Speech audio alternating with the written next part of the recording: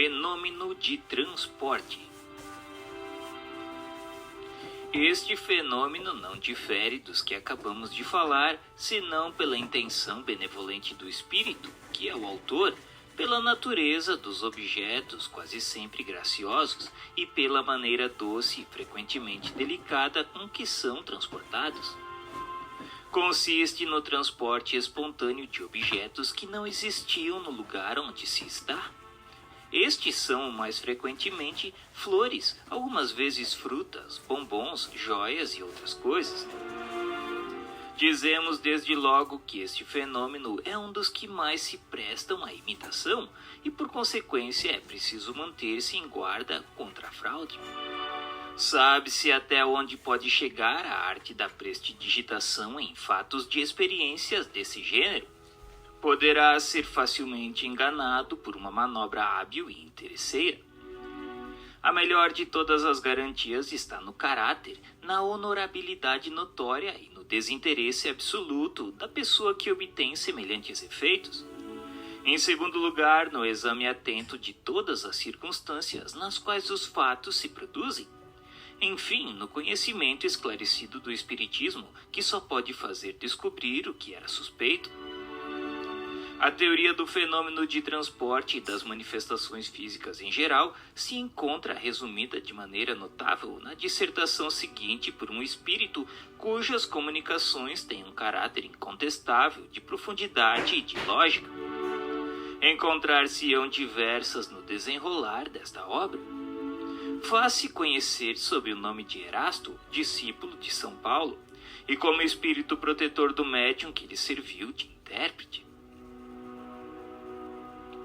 Necessariamente é preciso, para se obterem fenômenos desta ordem, ter consigo médiuns que eu chamaria sensitivos, quer dizer, dotados no mais alto grau de faculdades medianímicas de expansão e de penetrabilidade, porque o sistema nervoso destes médiuns, facilmente excitável, lhes permite, por meio de certas vibrações, projetar ao seu redor com profusão seu fluido animalizado.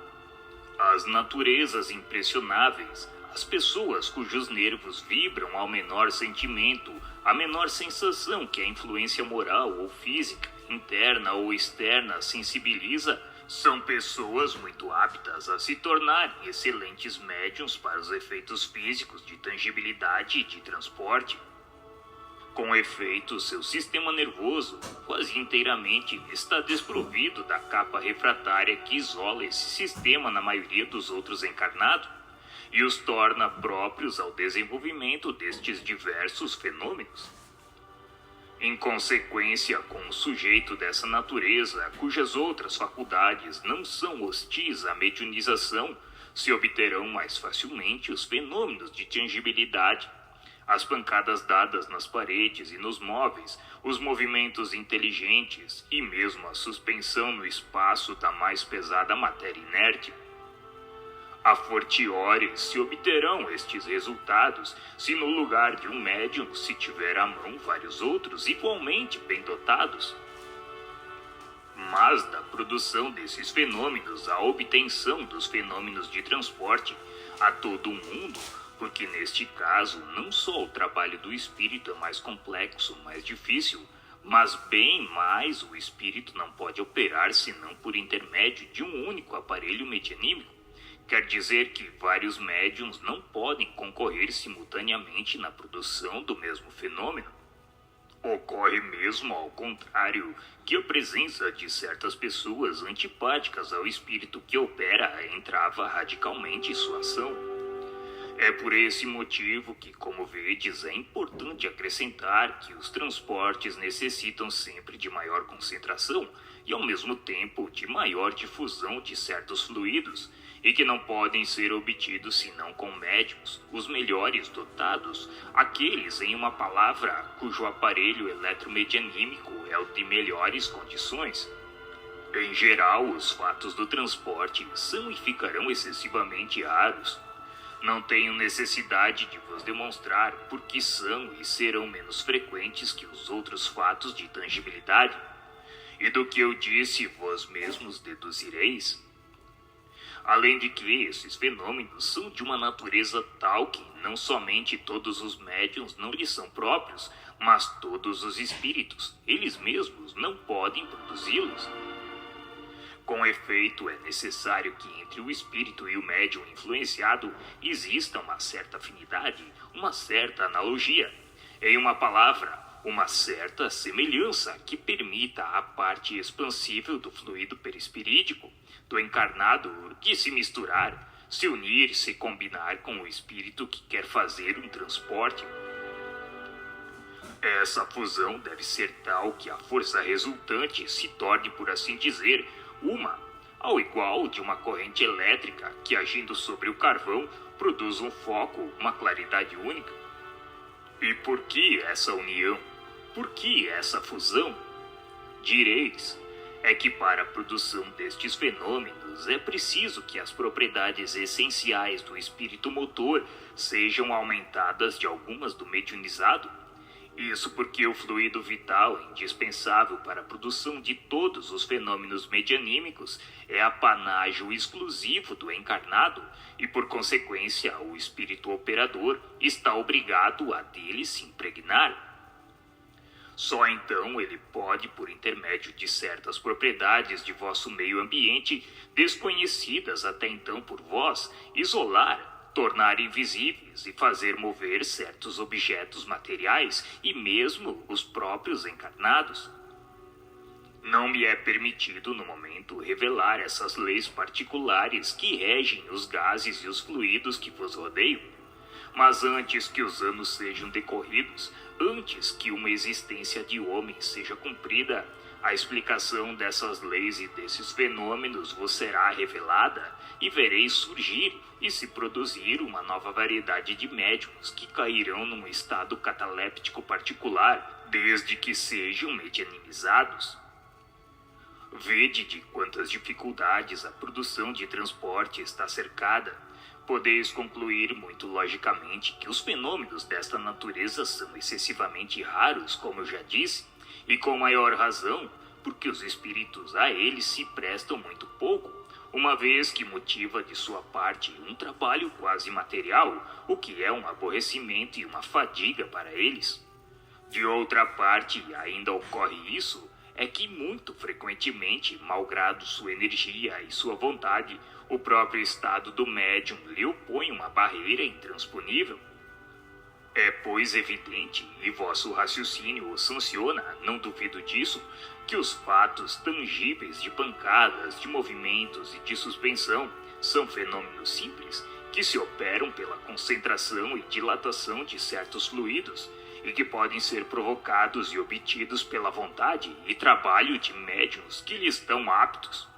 Quanto nisso são secundados por espíritos amigos e benevolentes, ao passo que os fatos de transporte são múltiplos, complexos, exigem um concurso de circunstâncias especiais, não podem se operar senão por um só espírito e um só médium, e precisam, fora das necessidades da tangibilidade, de uma combinação toda particular para isolar e tornar invisível o objeto ou os objetos que foram o motivo do transporte. Todos vós, espíritas, compreendeis minhas explicações e vos rendeis conta perfeitamente dessa concentração de fluidos especiais para a locomoção e a tatilidade da matéria inerte. Credes nisso, como credes nos fenômenos da eletricidade e do magnetismo, com os quais os fatos medianímicos estão plenos de analogia e são, por assim dizer, a consagração e o desenvolvimento. Quanto aos incrédulos e aos sábios piores do que os incrédulos, não vou procurar convencê-los, não me ocupo deles. Serão um dia convencidos pela força da evidência, porque será preciso que se inclinem diante do testemunho unânime dos fatos espíritas, como foram forçados a fazê-lo diante de tantos outros fatos que haviam de início repelido. Para me resumir, se os fatos de tangibilidade são frequentes, os fatos de transporte são muito raros, porque suas condições são muito difíceis. Por consequência, nenhum médium pode dizer, a tal hora, em tal momento, obterei um transporte, porque frequentemente o próprio espírito se acha impedido em sua obra. Devo acrescentar que esses fenômenos são duplamente difíceis em público, porque aí quase sempre se encontram elementos energicamente refratários que paralisam os esforços do espírito e, com maior razão, a ação do médium. Tendes, ao contrário, a certeza de que estes fenômenos se produzem quase sempre, em particular, espontaneamente, a miúdo, com o desconhecimento do médium e sem a premeditação, e, enfim, muito raramente, quando estes estão prevenidos, de onde deveis concluir que há motivo legítimo de suspeita toda vez que um médium se gaba de obtê-lo à vontade, ou seja, de comandar os espíritos como a servidores, o que é simplesmente um absurdo. Tende ainda por regra geral que os fenômenos espíritas não são feitos para darem-se em espetáculos e para divertir os curiosos. Se alguns espíritos se prestam a essa espécie de coisa, só pode ser para os fenômenos simples e não para aqueles que, tais como o transporte e outros semelhantes, exigem condições excepcionais. Recordai, espíritas, que se é absurdo repelir sistematicamente todos os fenômenos de além-túmulo, não é prudente aceitá-los cegamente.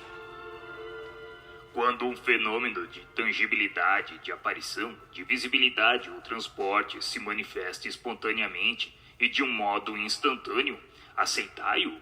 Mas não seria demais vos repetir, não aceiteis nada cegamente, que cada fato sofra um exame minucioso, aprofundado e severo, porque crede-o, o espiritismo, tão rico de fenômenos sublimes e grandiosos, nada tem a ganhar com essas pequenas manifestações que hábeis prestidigitadores podem imitar. Sei muito bem o que vais me dizer, que esses fenômenos são úteis para convencer aos incrédulos. Mas sabei que, se não tivesseis outros meios de convicção, não teríeis hoje a 100ª parte dos espíritas que tendes. Falai ao coração e é por aí que fareis mais conversões sérias. Se credes útil para certas pessoas agir pelos fatos materiais, apresentai-os menos em circunstâncias tais que não possam dar lugar a nenhuma interpretação falsa, e, sobretudo, não vos afasteis das condições normais desses fatos, porque os fatos apresentados em más condições fornecem argumento aos incrédulos em lugar de convencê-los.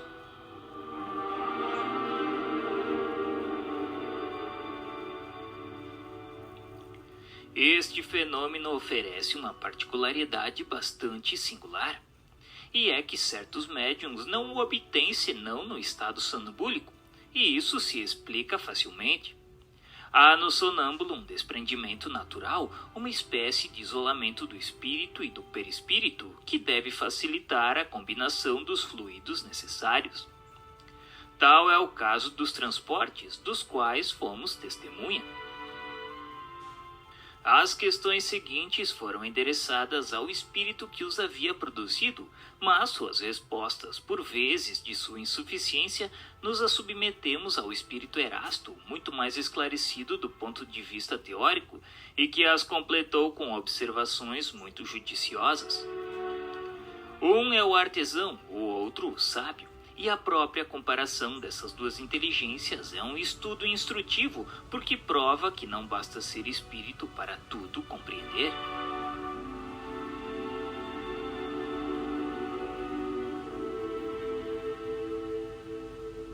Rogo-vos nos dizer por que o transporte que fazeis não se produz senão no sono magnético do médium? Isso se prende à natureza do médium. Os fatos que produzam quando o meu está dormindo poderia igualmente produzi-los no estado de vigília como um outro médium. E por que fazeis esperar tão longo tempo o transporte de objetos? E por que excitais a cobiça do médium, irritando seu desejo de obter o objeto prometido? Esse tempo me é necessário a fim de preparar os fluidos que servem para o transporte. Quanto à excitação, não é frequentemente senão para divertir as pessoas presentes e a sonâmbulo. Nota de Erasto, que lhe serviu de intérprete. O espírito que respondeu não sabia mais, Não se rende conta do motivo dessa cobiça que aguilhou-a instintivamente sem compreender-lhe o efeito. Crê divertir, ao passo que em realidade provoca sem disto se aperceber uma maior emissão de fluido. É a consequência da dificuldade que o fenômeno apresenta. Dificuldade sempre maior quanto não é espontânea, sobretudo com certos médiums.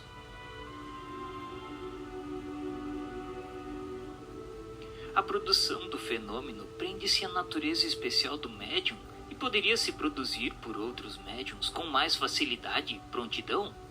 A produção do fenômeno prende-se à natureza especial do médium e não poderia se produzir senão com naturezas correspondentes, pela prontidão ou hábito que adquirimos, correspondendo frequentemente com o mesmo médium, nos é de um grande socorro. E a influência das pessoas presentes contribui com alguma coisa? Quando há incredulidade, oposição, podem nos incomodar muito. Gostamos bem mais de fazer nossas provas com os crentes e pessoas versadas no espiritismo, mas não quero dizer que a má vontade poderia nos paralisar completamente. E onde fostes buscar as flores e os confeitos que transportaste? As flores apanho-as nos jardins onde me aprazem. E os confeitos? O confeiteiro terá se apercebido de sua falta? Apanho-os onde quero. O confeiteiro nada notou porque coloquei outros em seu lugar. Mas e os anéis que têm um valor? Onde os tomastes? Isso não prejudicou aqueles de quem os tirastes? Apanhei-os em lugares desconhecidos a todos, de maneira que ninguém possa ter algum prejuízo.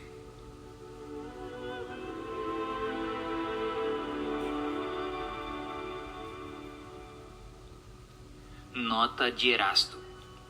Creio que o fato está explicado de um modo insuficiente em razão da capacidade do espírito que respondeu. Sim, pode nisso ter causado um mal real, mas o espírito não quis passar por ter subtraído alguma coisa. Um objeto não pode ser substituído senão por um outro objeto idêntico, da mesma forma, do mesmo valor.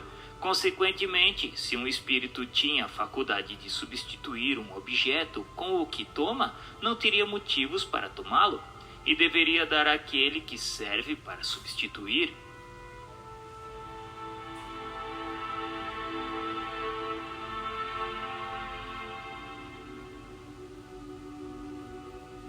E é possível trazer flores de outro planeta? Não, isso não é possível. Mas porventura, outros espíritos teriam esse poder? Não, isso não é possível em razão do meio ambiente. Mas poderíeis transportar flores de um outro hemisfério? Dos trópicos, por exemplo? Desde o momento em que estejam na Terra, eu posso. E os objetos que transportastes, poderias fazê-lo desaparecer e trazê-los de volta? Assim como os trouxe, posso levá-los à minha vontade. E a produção do fenômeno de transporte causa-vos alguma dificuldade? Um embaraço qualquer?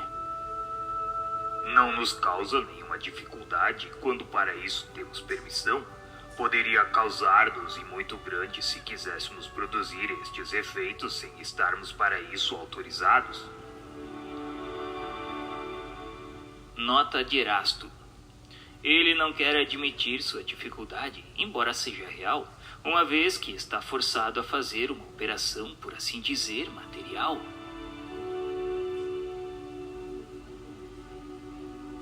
Nos responda quais são as dificuldades que encontrais. Nenhuma outra a não ser as más disposições fluídicas que podem nos ser contrárias. E como transportais o objeto? Os prendeis porventura com as mãos? Não, nós os envolvemos em nós.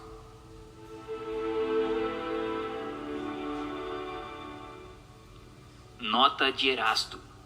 Ele não explica claramente sua operação porque não envolve o objeto com sua própria personalidade, mas como seu fluido pessoal é dilatável, penetrável e expansível, combina uma parte desse fluido com uma parte de fluido animalizado do médium.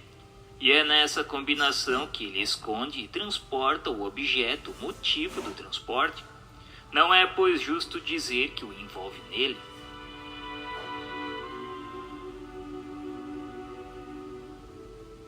Transportaríeis com a mesma facilidade um objeto de um peso considerável, por exemplo, de 50 quilos? O peso não é nada para nós. Transportamos flores porque isso pode ser mais agradável do que um peso volumoso. Nota de Erasto. É justo. Pode transportar 100 ou 200 quilos de objetos porque a gravidade que existe para vós está anulada para eles, mas ainda aqui não se rende conta do que se passa. A massa dos fluidos combinados é proporcional à massa dos objetos. Em uma palavra, a força deve estar em razão da resistência, de onde se segue que, se o espírito não transporta senão uma flor ou um objeto leve, frequentemente é porque não encontra no médium ou nele mesmo os elementos necessários para um esforço mais considerável.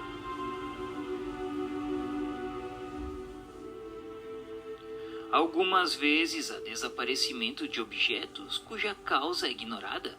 Poderia ser obra dos espíritos? Isso acontece muito frequentemente, com mais frequência do que pensais, e isso poderia ser remediado pedindo ao espírito para trazer de volta o objeto desaparecido. Há efeitos que se consideram como sendo fenômenos naturais e que são devidos à ação de certos espíritos. Vossos dias estão repletos desses fatos que não compreendeis porque não os haveis sonhados, e que um pouco de reflexão vos faria ver claramente. Nota de Erasto. Não atribuais aos espíritos o que é obra da humanidade, mas crede na sua influência oculta, constante, que faz nascer ao vosso derredor 1000 circunstâncias, 1000 incidentes necessários ao cumprimento dos vossos atos, de vossa existência. Entre os objetos transportados, há os que podem ser fabricados pelos espíritos, quer dizer, produzidos espontaneamente pelas modificações que os espíritos podem impor ao fluido ou ao elemento universal. Não por mim, porque não tenho permissão para isso. Só um espírito elevado poderia fazê-lo. E como introduzistes esses objetos outro dia, pois o quarto estava fechado? Vi-los entrarem comigo, envolvidos, por assim dizer, na minha substância. Quanto a vós dizer mais, isso não é explicável. E como fizestes para tornar visíveis esses objetos que estavam invisíveis um instante antes? Retirei a matéria que os envolvia.